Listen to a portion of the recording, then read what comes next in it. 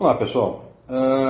Todo mundo tem acompanhado, né, a série de pedidos de impeachment que tem sido encaminhado ao presidente da Câmara, Rodrigo Maia, e que ele não tem analisado, tem feito declarações que não pretende que eles sigam adiante, nem agora, nem no próximo ano.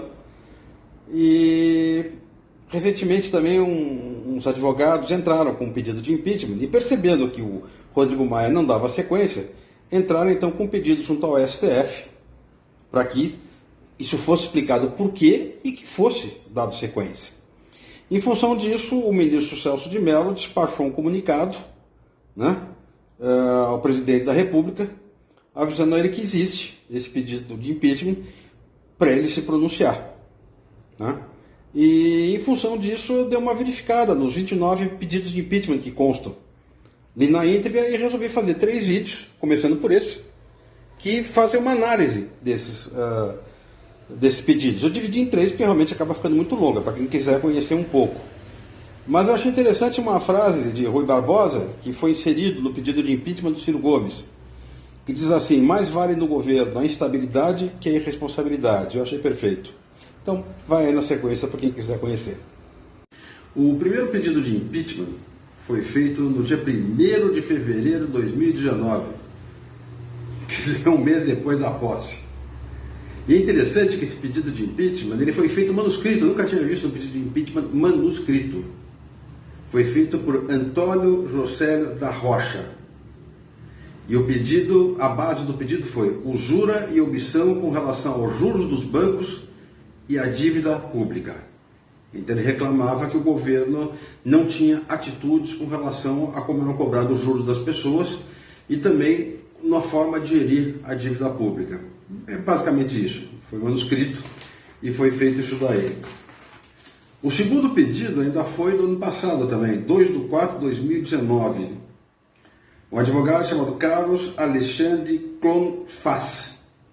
E o pedido dele foi por causa daqueles vídeos que aconteceram em fevereiro, quando o Bolsonaro conclamava, né, os quartéis a comemorarem a Revolução 31 de março de 64, que foi o golpe militar que instaurou a ditadura no Brasil. Então, em função disso daí, houve esse pedido. Também teve um outro pedido, esse é bem longo, vou só colocar aqui os detalhes principais, que são deles. Foi entrada por Flávia Pinheiro Frois, que é uma advogada do Instituto Anjos da Liberdade. O Instituto Anjos da Liberdade é uma organização não governamental que trabalha muito questões de direitos humanos. São muito ativos. E eles fazem um longo relato, basicamente focado a provar que o Bolsonaro fez vários ataques à imprensa. Ele lembra inclusive daquele vídeo que havia das hienas com o leão, né? E também contra aquele caso, né, que houve do porteiro do condomínio, né, do Bolsonaro, que teria atendido, e depois então houve algumas medidas foram feitas de pedido do Bolsonaro, de investigação junto com o Sérgio Moro, o Carluxo, que foi lá pegar a gravação da secretária eletrônica. Então ela engloba também as provas com relação a tudo isso daí, esse tipo de abuso de poder, né, que foi feito, e também as ameaças à imprensa, né? Todos os tipos de intimidação que são feitas, isso a gente continua vendo sem parar, do Bolsonaro com relação à imprensa, com cortes de verbas para quem não gosta dele, mandando o repórter calar a boca, cortando a assinatura da Folha de São Paulo, entre outros. Então são 3 casos que aconteceram em 2019. Agora vamos para os casos de 2020, que são a maioria que tem lá. Bom, pessoal, continuando, estou entrando agora no ano de 2020, houve um pedido no dia 8/1/2020 por Felipe dos Santos Fontes, e ele coloca assim: o presidente da República não pode apoiar ato sem consulta ao Conselho de Defesa Nacional e autorização do Congresso. Ao que ele estava se referindo? Estava se referindo a uma nota do Itamaraty que apoiou aquele bombardeio americano que matou o general Soleimani lá no Irã. Então, o que ele alegava para o impeachment era o Bolsonaro ter, junto, né, o Ernesto Araújo, através do chanceler, né, do governo do Bolsonaro, ter feito uma nota de apoio sem autorização para poder fazer isso daí. Quer dizer, ele estava assim, imiscuindo de uma política internacional sem a devida autorização, né? Depois teve um outro pedido, que foi no dia 21 de fevereiro. Esse é um pouquinho mais extenso, mas é interessante. Eu vou deixar depois alguns links de alguns deles para quem quiser ler na íntegra, porque esse daqui, o que ele faz? Ele faz um apanhado geral de uma série de coisas que o Bolsonaro fez e que seriam sustentação para que pudesse ter um pedido de impeachment.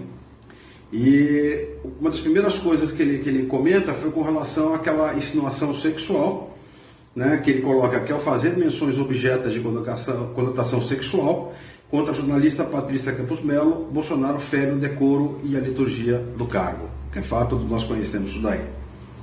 E ele fala de 24 crimes que o Bolsonaro cometeu. Eu vou até dividir em vídeos, para não ficar um vídeo muito longo, né? Eu vou fechar o primeiro vídeo com esse aqui e depois eu coloco em outros. Porque, como eu falei, algumas são bem curtas e outras são um pouco mais extensas. Essa é uma que é um pouquinho mais extensa, eu vou tentar abreviar. Então ele fala que são 6 crimes de decoro. Quando ele zomba na morte do pai do presidente da OAB, quando ele afirma de maneira leviana que a jornalista Miri Leitão havia inventado ter sido torturada, quando ele publicou o vídeo do Golden Shower, quando ele negou que a liderança UAP tinha sido assassinada no Amapá, quando ele desprezou a gravidade do massacre ocorrido em um presídio de Altamira, no Pará. Depois, mais 3 ameaças aos direitos civis. O decreto 666, que estabeleceu a deportação sumária de estrangeiros. Aquele caso do Glenn, né, que ele fez para fazer pressão contra o Glenn. Depois, novamente, quando ele ameaçou prender, né, aí foi um pouco mais explícito. E quando ele ameaçou acabar com a Ancine, se ele não pudesse controlar o conteúdo dos filmes apoiados nela. Crimes contra a administração pública. Negou ou desqualificou dados importantes coletados, analisados e divulgados por agências governamentais. Fundamentalmente, ele se refere ao caso do INPE, né? Depois ele fala que desmontou a fiscalização florestal e culpou as ONGs. Isso a gente acompanhou bastante. Censurou os números do levantamento nacional sobre o uso de drogas realizado pela Fiocruz. Fato. Liberou para venda e uso centenas de agrotóxicos prejudiciais à saúde. Fato. Ameaçou extinguir a Anvisa, caso essa regulasse o cultivo da maconha para uso medicinal. Cortou verba das universidades públicas, institutos federais e órgãos de fomento. Comprou parlamentares com a liberação de verbas públicas em troca da aprovação da reforma da Previdência. Não conseguiu impedir que 39 quilos de cocaína fossem embarcados no avião presidencial. Depois tem os crimes de peculato, nepotismo e uso da máquina pública. Fiscal do IBAMA, que multou por pescar, que ele demitiu. Indicou o próprio filho, que aqui ele coloca até no despacho, fritador de hambúrguer, para a Embaixada do Brasil nos Estados Unidos. E utilizou o helicóptero da FAB para transportar parentes para o casamento do filho, né? Ele novamente se refere ao filho como fritador de hambúrguer. Ele fala que cometeu o crime de lesa pátria quando conspirou com a CIA contra a Venezuela. Fala do crime da convocação das manifestações, né? E fala também das fraudes eleitorais, que a chapa Bolsonaro-Mourão foi eleita graças a atividades ilegais, inclusive da do Sérgio Moro, né? Ele menciona, e que a mesma chapa usou verba de Caixa 2 para pagar disparos ilegais de mensagem de WhatsApp. Então, e ainda faz um comentário sobre a morte do Luciano Andreani Nóbrega, né? Então são todos aquele detalhe. Acho que é um que eu vou colocar o link para quem tiver interesse, dar uma lida. O próximo continua em outro vídeo.